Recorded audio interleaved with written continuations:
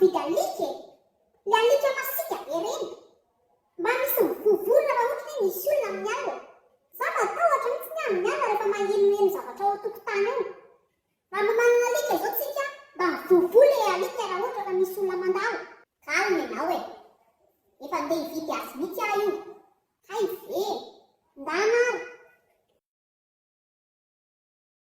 Oraketaka, malaky ianao raha hijery ny alika tsika. Mizana be zalahy reto akorobe izao tonga dia hividiako. Ty psycholorisy ty dispensaire. Loza re razako.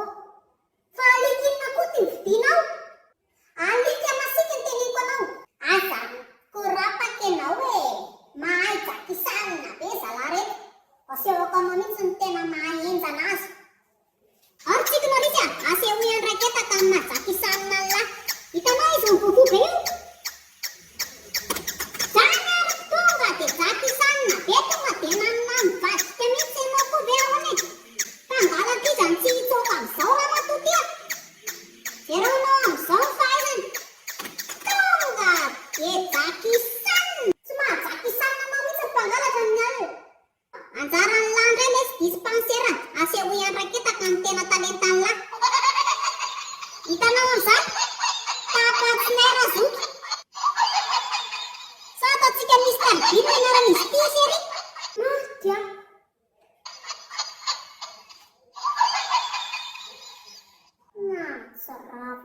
Hitanao koa ny tena zavatra mahatsaran'izy mitsamo reto.